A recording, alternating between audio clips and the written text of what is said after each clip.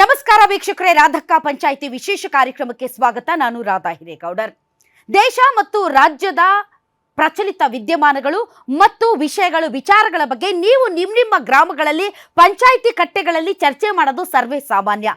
ಅದೇ ರೀತಿ ನಿಮ್ಮ ಗ್ಯಾರಂಟಿ ನ್ಯೂಸ್ನಲ್ಲೂ ಕೂಡ ದೇಶ ಮತ್ತು ರಾಜ್ಯದ ಪ್ರಚಲಿತ ವಿದ್ಯಮಾನಗಳಿಗೆ ಸಂಬಂಧಪಟ್ಟಂತಹ ರಾಧಕ್ಕ ಪಂಚಾಯಿತಿಯನ್ನು ನಡೆಸೋದು ಕೂಡ ಸರ್ವೇ ಸಾಮಾನ್ಯ. ಹಾಗಾದ್ರೆ ಇವತ್ತಿನ ರಾಧಕ್ಕ ಪಂಚಾಯಿತಿಯ ಸಬ್ಜೆಕ್ಟ್ ಏನು?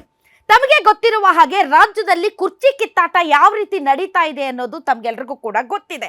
ಡಿ.ಕೆ. ಶಿವಕುಮಾರ್ ಅವರು ಮತ್ತು ಸಿದ್ದರಾಮಯ್ಯನವರು ಕುರ್ಚಿಯನ್ನ ಉಳಿಸ್ಕೊಳ್ಳೋಕೊಬ್ರು, ಕುರ್ಚಿಯನ್ನ ಪಡೆಯೋಕೊಬ್ರು ಬಹಳ ದಿನಗಳಿಂದಲೂ ಕೂಡ ಕೊಟ್ಟ ಮಾತನ್ನ ತಪ್ಪಬಾರದು ಅಂತ ದೊಡ್ಡ ಪ್ರಮಾಣದ ಒಂದು ರೀತಿಯಾದಂತಹ ಗಲಾಟೆ ನಡೀತಾ ಇದೆ. ಇಲ್ಲಿಯವರೆಗೆ ಹೈಕಮಾಂಡ್ ಯಾವುದೇ ರೀತಿಯಾದಂತಹ ಪರಿಹಾರವನ್ನ ತೆಗೆದುಕೊಂಡು ಬಂದು ಈ ಸಮಸ್ಯೆಯನ್ನು ಇತ್ಯರ್ಥ ಮಾಡೋದಕ್ಕೆ ಸಾಧ್ಯ ಆಗಿಲ್ಲ. ಈ ಮಧ್ಯೆ ಜಾತಿಗಳು ಕೂಡ ಎಂಟ್ರಿ ಆಗಿದ್ದಾವೆ.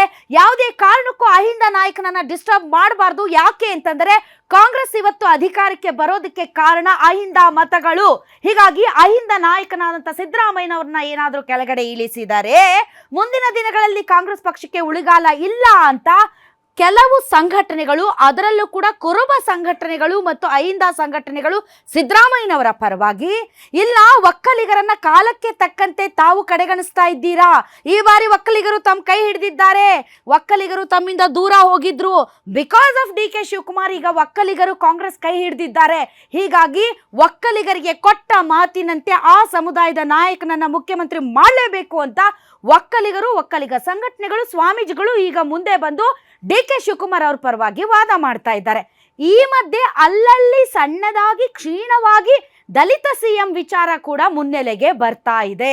ಇನ್ನು ಲಿಂಗಾಯತ ಕಮ್ಯುನಿಟಿ ಕಾಲಕ್ಕೆ ತಕ್ಕಂತೆ ಅತಿ ಹೆಚ್ಚು ಹುದ್ದೆಗಳು, ಅಧಿಕಾರಗಳು, ಸ್ಥಾನಮಾನಗಳನ್ನ ಅನುಭವಿಸಿದವರು ತೆರೆಮರೆಯಲ್ಲಿ ಯಾಕಾಗಬಾರ್ದು ಲಿಂಗಾಯತ ಮುಖ್ಯಮಂತ್ರಿ ಅಂತ ಹೇಳ್ತಾ ಇದ್ದಾರೆ.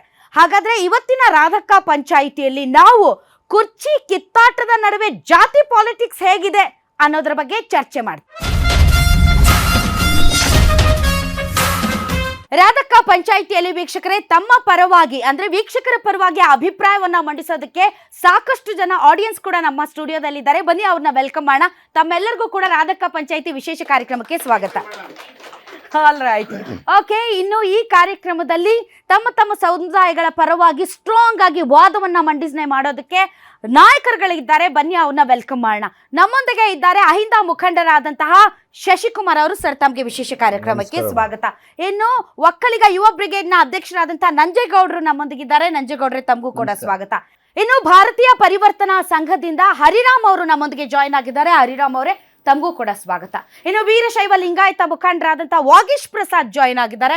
ವಾಗೀಶ್ ಅವರೇ, ತಮಗೂ ಕೂಡ ವಿಶೇಷ ಕಾರ್ಯಕ್ರಮಕ್ಕೆ ಸ್ವಾಗತ. ಹಾಗಾದ್ರೆ ಬನ್ನಿ ನಮ್ಮ ರಾಧಕ್ಕ ಪಂಚಾಯಿತಿಯನ್ನ ಆರಂಭಿಸೋಣ.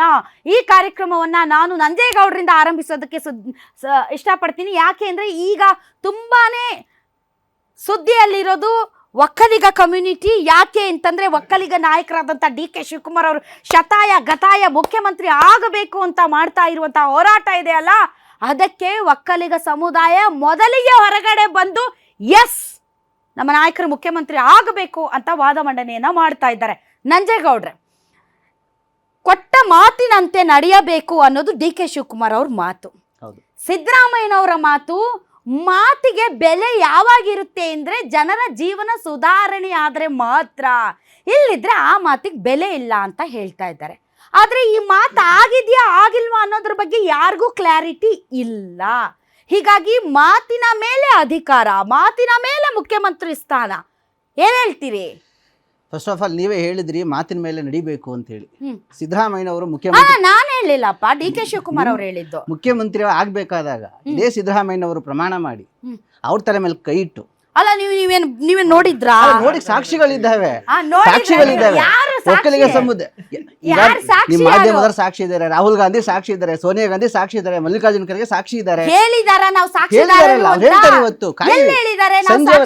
ಸಂಜೆ ಕ್ಲೈಮ್ಯಾಕ್ಸ್ ಮೀಟಿಂಗ್ ಹೇಳ್ತಾರೆ ಜನತಾ ಕಟಕಟೆ. ಹೌದು, ಅಂದ್ರೆ ಜನತಾ ನ್ಯಾಯಾಲಯದಲ್ಲಿ, ಜನತಾ ನ್ಯಾಯಾಲಯ ಅಂದ್ರೆ ನಾವು ಮತದಾರರು, ಈ ಕರ್ನಾಟಕದ ಮತದಾರರು ನಾವು ಜನರು. ಈ ಜನತಾ ನ್ಯಾಯಾಲಯದ ಮುಂದೆ ರಾಹುಲ್ ಗಾಂಧಿ, ಸೋನಿಯಾ ಗಾಂಧಿ, ರಣದೀಪ್ ಸುರ್ಜೇವಾಲಾ, ಕೆ.ಸಿ. ವೇಣುಗೋಪಾಲ್, ಮಲ್ಲಿಕಾರ್ಜುನ್ ಖರ್ಗೆ ಆರ್ ಡಿ.ಕೆ. ಶಿವಕುಮಾರ್ ಆರ್ ಸಿದ್ದರಾಮಯ್ಯ ಅವ್ರ ತಲೆ ಮೇಲೆ ಕೈ ಇಟ್ಸ್ಕೊಂಡ ಡಿ ಕೆ ಸುರೇಶ್ 100% ಯಾರಾದ್ರೂ ಇಟ್ಕೊಂಡೆ. ಹೇಳಿದಾರಾ? ಎಲ್ಲರೂ ಹೇಳ್ತಿದಾರಲ್ಲ, ಸಂಜೆ ಅವ್ರ ಕ್ಲೈಮ್ಯಾಕ್ಸ್ ನೀವೇ ಲೈವ್ ಮಾಡ್ತೀರಾ ಅದನ್ನ, ಸಿದ್ದರಾಮಯ್ಯ ಅವರ ಸ್ಟೇಟ್ ಬ್ರೇಕಿಂಗ್ ನ್ಯೂಸ್ ಕೊಡ್ತೀರಾ. ಸುರೇಶ್ ಅವರು D K D K Shivakumar Shivakumar not ಹೇಳಿದ್ದಾರೆ. alone. CK ಅದು ಬಿಟ್ಟು ಸುರೇಶ್ ಒಬ್ರೇ ಅಲ್ಲ. ಸಾಕ್ಷಿದಾರರು ಯಾರು ಹೇಳಿಲ್ಲ. ಡಿ ಕೆ ಶಿವಕುಮಾರ್ ಒಬ್ಬರೇ ಅಲ್ಲ, ಸಾಮಾನ್ಯವಾಗಿರುವಂತ ಎಲ್ಲಾ ವ್ಯವಸ್ಥೆಗಳಲ್ಲೂ ಕೂಡ ಪ್ರಜಾಪ್ರಭುತ್ವ ವ್ಯವಸ್ಥೆಯಲ್ಲಿ ಎಲ್ರಿಗೂ ಅಧಿಕಾರ ಯಾರು ಬೇಕಾದ್ರೂ ಕೇಳಬಹುದು. ಹೌದು. ಸಹಜವಾಗಿ ಹೇಳಿದ್ರೆ ಒಕ್ಕಲಿಗರು ಇದೇ ಫಸ್ಟ್ ಟೈಮ್ ಈಚೆ ಬಂದಿಲ್ಲ ನಾವು. ದೇವೇಗೌಡರು ಅನ್ಯಾಯ ಆದಾಗಲೂ ಕೂಡ ರಾಮಕೃಷ್ಣ ಹೆಗಡೆ ವಿಚಾರ ನೀವು ಬಿಡಿ, ಈಚೆ ಬಂದ್ವಿ. ಒಕ್ಕಲಿಗರು ಲಿಂಗಾಯತರು ಆಯ್ತಾ? ಈ ಅದಾದ್ಮೇಲೆ ರಾಜ್ಯದಲ್ಲಿ ಡಿ ವಿ ಸದಾನಗೌಡರು ಅಧಿಕಾರದ ಕೆಲಸ ಜೊತೆಲಿ ಬಂದಿದ್ವಿ. ಡಿ ಕೆ ಶಿವಕುಮಾರ್ ಇವತ್ತು ಕೂಡ ನಮ್ಮ ಸಮುದಾಯದ ಪ್ರತಿನಿಧಿ, ನಮ್ಮ ಮುಖ್ಯ ಗೆಲ್ಲಬೇಕಾಗಿರುವಂತದ್ದು. ಕೇಳಿಸ್ಕೊಳ್ಳಿ, ಈ ರಾಜ್ಯದಲ್ಲಿ 23 ಜನ ಮುಖ್ಯಮಂತ್ರಿಗಳಾಗಿದ್ದಾರೆ. ಈಗ ಡಿ ಕೆ ಶಿವಕುಮಾರ್ ಅವರು ಆದ್ರೆ 24ನೇ ಅವರು. ಈ 23 ಮುಖ್ಯಮಂತ್ರಿಗಳಲ್ಲಿ 16 ಜನ ಲಿಂಗಾಯತ ಮತ್ತು ಒಕ್ಕಲಿಗ ಸಮುದಾಯದವರೇ. ಪ್ರಥಮ ಅಂದ್ರೆ ಬಾರಿಗೆ ಒಕ್ಕಲಿಗ ಮತ್ತು ಲಿಂಗಾಯತ ಸಮುದಾಯದವರ ಪ್ರಾಬಲ್ಯ ಎಷ್ಟಿದೆ ಕರ್ನಾಟಕದಲ್ಲಿ ಅಂದ್ರೆ ಅತಿ ಹೆಚ್ಚು ಮುಖ್ಯಮಂತ್ರಿಗಳಾದವರೇ ನಿಮ್ಮವರು ಮತ್ತು ಅವರು. ಒಕ್ಕಲಿಗರ ಶ್ರಮ ರಾಜ್ಯ ಕಟ್ಟಕ್ಕಾಗಿದೆ, ಒಕ್ಕಲಿಗರ ಶ್ರಮ ರಾಜ್ಯ ಕಟ್ಟಕ್ಕಾಗಿದೆ, ದೇಶ ಕಟ್ಟಕ್ಕಾಗಿದೆ. ಅದ್ರ ಜೊತೆ ವಿಧಾನಸೌಧ ಕಟ್ಟಿದೀವಿ, ವಿಕಾಸೌಧ ಕಟ್ಕೊಟ್ಟಿದೀವಿ, ಜೊತೆಗೆ ನಾಯಕನ ಬೆಳೆಸಿದ್ವಿ. ಸೋಕಾಲ್ ಸಿದ್ದರಾಮಯ್ಯ ಏನ್ ಕರಿತಿದಿರಲ್ಲ ಅದು ನಮ್ ಪ್ರಾಡಕ್ಟ್. ಅದು ಇದೇ ಒಕ್ಕಲಿಗರು ಗೆಲ್ಸ್ಬಿಟ್ಟು ತಾಲೂಕು ಪಂಚಾಯತ್ ಮೆಂಬರ್ ಮಾಡಿದ್ದು. ಇದೇ ಪುಟ್ಟಸ್ವಾಮಿ ಅವರು ಇಲ್ಲ ಅಂದ್ರೆ ರಾಜಕೀಯ ಅಸ್ತಿತ್ವನೇ ಇರ್ತಿರ್ಲಿಲ್ಲ. ಇದೇ ಚಿಕ್ಕಬೋರಯ್ಯನವರು ಇಲ್ಲ ಅಂದಿದ್ರೆ ಸಿದ್ದರಾಮಯ್ಯ ಟಿಕೆಟೇ ಕೊಡ್ತಿರ್ಲಿಲ್ಲ. ಉಪಮುಖ್ಯಮಂತ್ರಿ ಅಂತ ದೇವೇಗೌಡರು ಮಾಡಿಲ್ಲ ಅಂದಿದ್ರೆ ಸಿದ್ದರಾಮಯ್ಯ ಅಸ್ತಿತ್ವನೇ ಇರ್ತಿರ್ಲಿಲ್ಲ. ಹಾಗಾಗಿ ಸಿದ್ದರಾಮಯ್ಯ ಯಶಸ್ಸು ಒಕ್ಕಲಿಗರದು, ಅವ್ರದ್ದಲ್ಲ. ಅದು ಇವತ್ತೇನು ಅಹಿಂದ ಅಂತ ಏನು ಕರೀತಿದ್ದಾರಲ್ಲ, ಅಹಿಂದ ಅವ್ರದ್ದಲ್ಲ, ಅವರಿಂದನೇ ತೊಡಗಿ ಆಗಿರೋದವರು. ಎಷ್ಟು ಜನ ಬೇಕು ನಿಮಗೆ? ಅಲ್ಪಸಂಖ್ಯಾತ ತಗೊಳ್ಳಿ, ಏನಾಯ್ತು ತನ್ವೀರ್ ಸೀಟ್ರ ಕತೆ, ನಿಮ್ಮ ಜಾಫರ್ ಶರೀಫ್ ಅವ್ರ ಮಗನ ಕತೆ ಏನಾಯಿತು?